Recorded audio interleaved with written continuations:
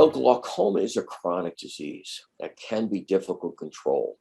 Treatment requires multiple medicines and surgeries are often over a person's lifetime.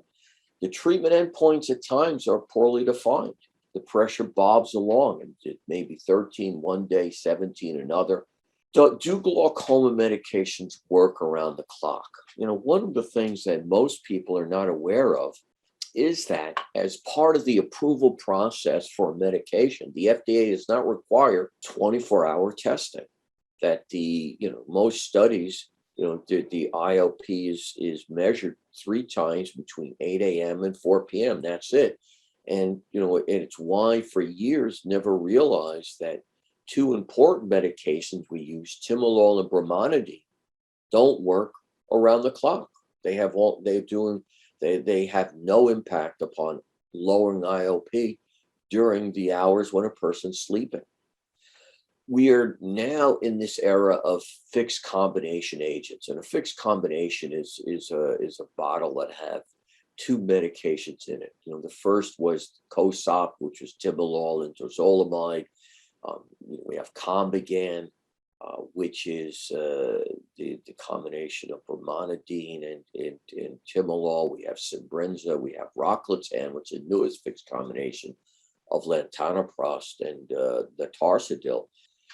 We do have some, relatively new medications: Lantanoprostine Bonoid, Vyzulta, Natarsadil, Ropressa, and Natarsadil Lantanoprost or Rocklatan are now with us. And these are medications, whether it's the rho kinase or the Nicox lantanoprostine, they enhance trabecular meshwork outflow. So there are currently, 6 classes of IOP lowering medicines that we try to use to different extent,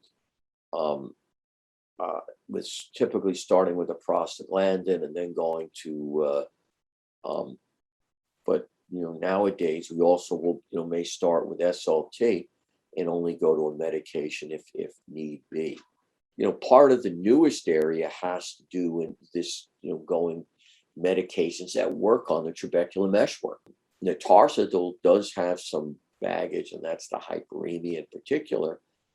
And you just have to explain to patients that most eyes are going to get, somewhat red, and patients just, should expect it. And hopefully a lot of that will dissipate over the time the patient is on the medication. In regards to drug delivery devices, this is one part of the future, and Durysta is the beginning of this.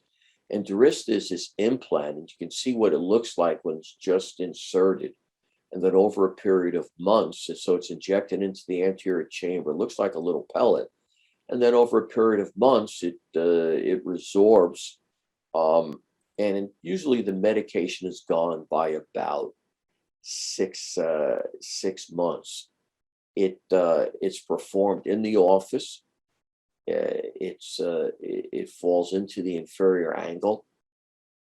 Patients no longer have to worry about taking the medication. And the data appears to show that even though the medication can be gone after 6 months, medication, the uvea sclera is somehow remodeled, and the effect can last for far longer, for a year, maybe even longer than that. So the downside to this, though, is that right now the FDA only allows it to be used one time. And that's a limitation. That's a real limitation. So, but going forward, the Allergan is re-examining with another study, and they're petitioning the FDA, and hopefully we're going to have our patients be able to have this performed more than once. Another question, great question from Dr. Gupta, wants to know about the FDA-approved studies, Lunar and Apollo, and commenting that the studies were underwhelming, and wonder if you have found it to be particularly successful relative to just pure latanoprost in any specific subtype of glaucoma. So they're talking about Vyzulta, I would assume.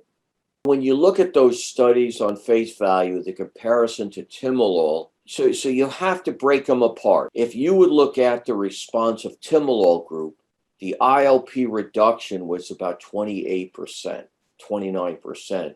I mean, which is crazy. We never see timolol work that well. And the effect of Vyzulta was about 32, 33%, if my memory is correct.